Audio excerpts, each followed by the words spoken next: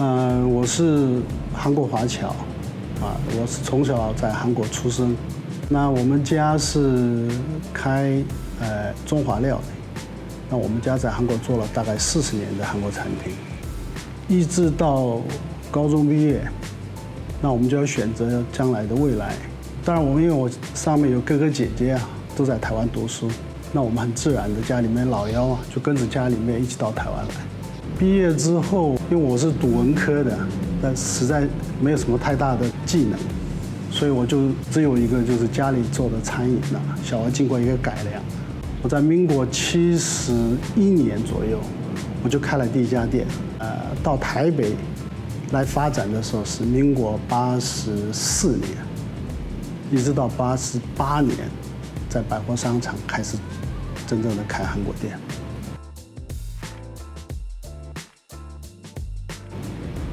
实际上我们在那边出生到现在我们都没有入韩国国籍，我们还是拿他的这个叫永久居留权。妈妈也在韩国出生，但是她都没有拿韩国籍，因为以前就跟韩国人的相处，他们不是那么早期了都不是那么友善。经过这么多年之后，所以我们这个子女在那边成长的过程中，很自然的就跟韩国人之间呢就会有一个隔阂。尤其是我们读高中的时候，就跟隔壁校的学生常常打架，那他们就常常就有一些这种不友善的这种举动。但是这个都是以前了，但现在没有这种情形，所以我们观念里面是这样子。当然，这时代演变这么久大概这个慢慢的观念也变。以前我们餐馆是不能吃白米饭的，只能吃五谷杂粮。早期是那个米跟白米跟那个五谷杂粮它有个百分比，卫生局的人会来检查。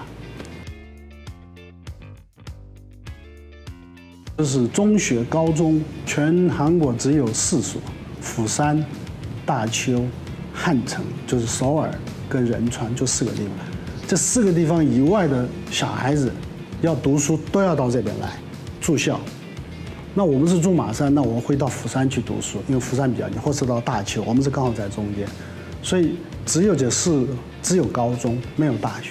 所以我们到了高中毕业之后呢，我们台湾教育部会来联考，但我们侨生当然有一加分了那到台湾读大学的，就是应该是占40%是有了，美国大概有2成半，留在韩国的还算是比较多。那留在韩国时可能是有些家庭，他的产业它比较大，他没办法移动，当然就孩子就干脆在韩国读书。那个 Annie 就第一次到我们公司来找我们的时候，我们就谈过要做加盟的事情，我们决定就是安排他先实习看看。所以呢，我们安排到金站、美丽华这几个店去实习。他去做的时候呢，超乎我们的想象，他非常的认真，做的也非常的好。那1个月的训练之后的成果呢，超乎我们的预期，所以我们当时就同意他协助他来开店。所以就回来总公司之后呢，又学了一段时间的做泡菜的技术。然后我们也做了很多技术移转的部分，也给了他。后来他就到温哥华，就准备开店。我是 Annie， 我来自台湾。那我目前经营萨萨亚泉州复合式餐厅，以韩式锅品、台式简餐，还有素食餐点为主。那在台湾杭州1个多月呢，我很感恩张哥他们让我能够有机会去学习。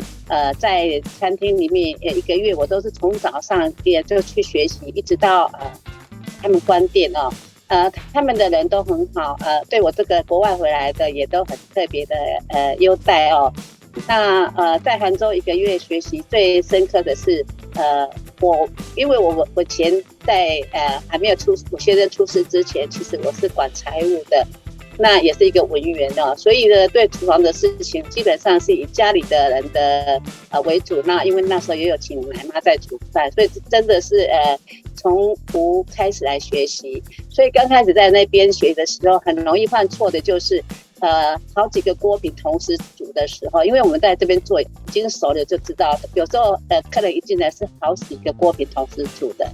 那同时煮的时候，就会发现说，有时候这个加了调味品没有，这个加了辣了没有，就会搞混了。所以那时候比较会出状况的，就是在这一方面。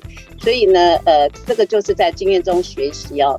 那就是我现在其实我学会了怎么样自己经营，并将韩式锅品呢结合我们的台湾餐点啊，所以呢台湾的杭州三哥他们是纯粹的是韩式的，但是因为在这边我就把它结合台湾的餐点，所以我变成复合式餐饮哦。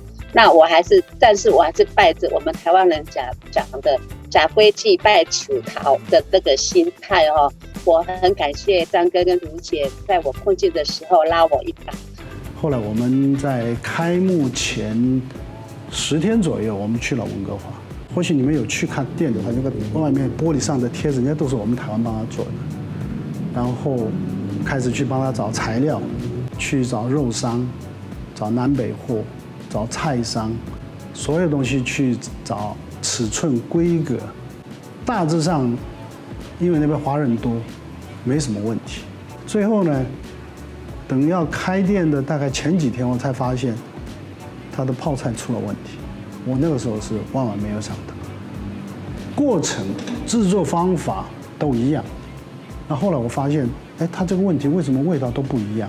才知道这个，因为温哥华气候跟我们台湾落差太大，它放在一个地方。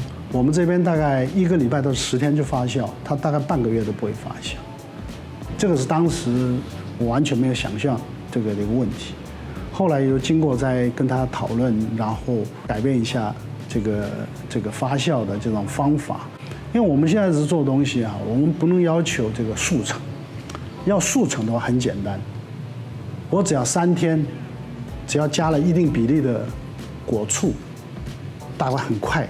就不用5天就会发酵，可是这样子，客人吃那个泡菜的时候，泡菜锅的时候，那个酸很酸。我们是完全一滴醋都不放，就让它自然发酵，就是乳酸菌一样，这样慢慢的发酵。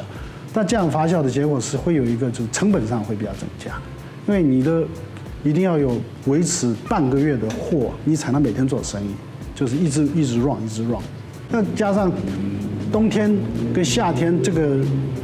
就控制量的时间跟这个速度都不一样，这个是我当时没有想到的事情。或许我们也是可以学了一点东西，透过这种机会，就是这样子的，多年来就帮他，从来没有拒绝过吧，帮他做，就朋友嘛，朋友。每一家餐饮呢，这是要有一个认知，就是说。这个东西是要吃到肚子里面去，但我们基本上要能够避开这么多次的食安危机啊，我们从来没有发生过这种问题。第一个，我们不要去这种传统市场里面就是这样子没有品牌的杂牌的东西来弄。我们现在是一个锅皮，你把它拆开来里面的东西的话，每一样东西都是有品牌的，热狗。包括里面的 cheese， 我们 cheese 是用纽西兰 cheese， 我们不用别地方的。那年糕我们是用韩国年糕，那辣粉是用韩国辣粉。那做一个泡菜，3公斤的泡菜，你要用3公斤的韩国进口的辣粉，你也可以用1公斤半，跟1公斤半台湾的辣椒。1公斤的辣粉200块，假设，1公斤的新鲜的辣椒，可能就是50-60块。这样子你混合一起来，这个味道是不太一样的，所以看你怎么下这个成本。还有油品，这油品价钱也是涨得很多，尤其是那个胡麻油。就是上一次就是发生那个麻油事件，越南那个事件的时候，新城的麻油是卖不完的，真的太生意好到家。但我们一直20年来都是他的客户，但是它的价钱是一般这个麻油的快1倍的价钱，它品质很好，不会出问题。我们很早就在用它。可是这个就是看做生意的理念嘛，这样。我们公司的同事啊，我们的总经理啊，非常在意这种事情。